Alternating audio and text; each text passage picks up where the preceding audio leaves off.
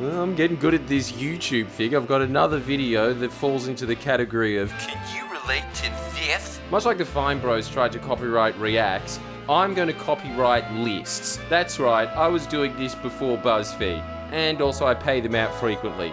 Anyway, here's a list that BuzzFeed would do if they were still going, and because they're not, I think it's more than fair that we point this out more or less as just a large meta ha-ha sucked in. This is why renting sucks.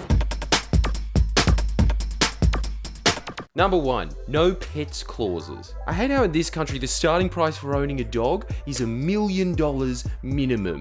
You need to fork over $1 million before you even include the price of getting the dog, food, vet bills, a bumblebee suit. That $1 million is the deposit. Either that or you live in a house that costs like 70 grand in the desert. And why? Because the landlord thinks, what if the dog craps on the floor? That's all it is. A nightmare fantasy in your landlord's head that they're going to walk through the door at the end of the lease. Oh my God, a turd.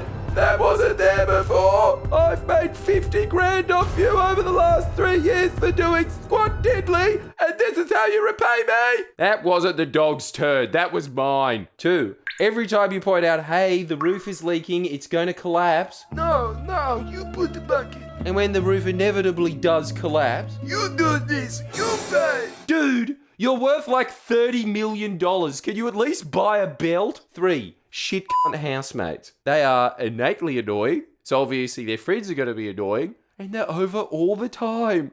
It's like that Libby Show sketch. You think it can't get any more annoying than this? And then it turns into this.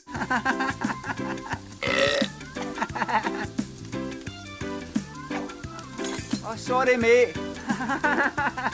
At this specific conversation. Okay, so the electricity bill came in. We're just going to split it 4 ways as usual, right? 4 ways? That's bullshit. I was in Bali for a week. This bill is for the last 3 months. No, I'm getting the calculator. Shit and housemate. You always have 2 to 3 habits that every time they do it, you can't help it. You have this visceral reaction on instinct. These may include slamming the front door at 3 a.m, singing to themselves, doing this.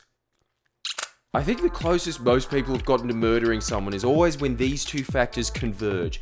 Housemates and kitchens. Housemates, kitchens. Housemate, kitchens. All this is a result of the fact that Australians are a very passive-aggressive people. They do everything they can to avoid conflict, and that's why it should be law that your Eastern European landlord should have to live with you for the first week, so they can say to all the annoying housemates, Sammy, what is this shit on the hot plate? You clean? That would solve most of the mental health issues in this country. Number 4, weird/strange housemates. Now, they are doubly strange because they're the exact opposite of shit.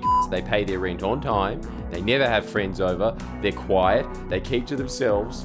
But those upsides come at a grave cost. Is having no hair in the drain worth using 20 to 30% of your brain power trying to figure out how to avoid them as much as humanly possible? How many times have you walked down the hall, seen them in the kitchen, been genuinely shocked they're there, they're so quiet, and then debating with yourself whether you're really that thirsty that you'll pay the price of saying, hey Angus. Strange housemates always have a distinct odour, and it's not that it's bad, though it is, it's that the smell gets associated with them, so after a while you feel like a squirrel smelling a jackal in the woods. You might be walking around 60 years later, and one day after it rains, oh no, moist dirt, Simon's around. Oh wait, Simon died in the Great Queensland Civil War of 2025. Number 5, this conversation. Okay, so you're gonna have to move out. Why? Well, not that it's any of your business, but I've decided to turn this house into an Airbnb. So what, I'm homeless now because you might make an extra $100 a month?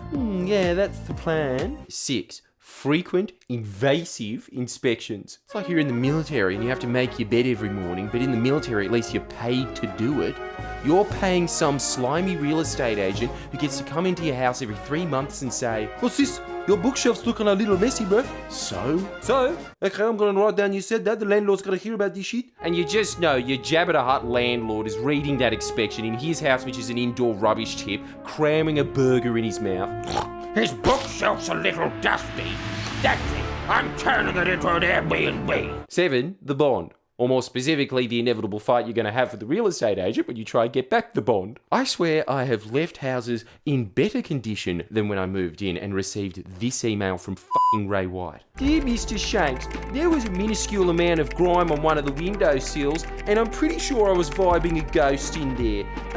The landlord doesn't recall any level of paranormal activity before you lot moved in, so we're going to have to get the energy of the house realigned because one of yous are haunted by a poltergeist. Frankly, you're lucky we didn't take the whole bond because you didn't mention any of that on your condition report. And even though you know you can win, you let them keep the bond because the mental price of talking to them about it is far greater than the bond.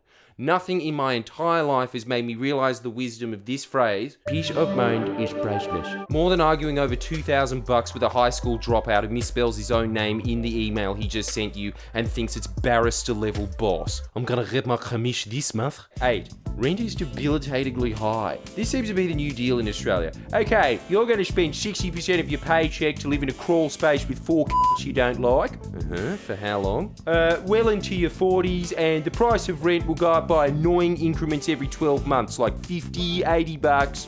Okay. And your wages are never going to go up to help you pay for those rent increases. Ever. Ooh, now that's what I call win-win. For what? So you can live close enough to your place of work to earn the money you need to pay the rent to live in the place you need to get to work. Why are you staying there? So I can spend the other 40% of my paycheck on booze to forget about the fact that I hate my job that I need to pay my rent. 9. Can we just officially change the name from renter to battery? That's all you are. A fucking battery. Your entire existence is just to make people who invariably don't work richer and to make sure that you work for the rest of your life until they shuffle you off into a cheap retirement home, which is just another place where you have a bunch of housemates with very distinct smells. It's the circle. The circle of life. Don't you think the reason Australia's birth rate's declining is because our generation is doing what our parents did until 25, until we're 45? By the time they had kids that were in high school, we'll still be saying, dude, did you seriously not charge the PS4 controller? Oh, sorry. How many times, dude? And finally, and most importantly, number 10, this sound emanating from the living room while you're trying to sleep. So anyway, I hope you enjoyed this trip down memory lane, i.e. your life right now. Make sure that you press the like button if this is your life. This is a census survey. Please share and comment below. Comment.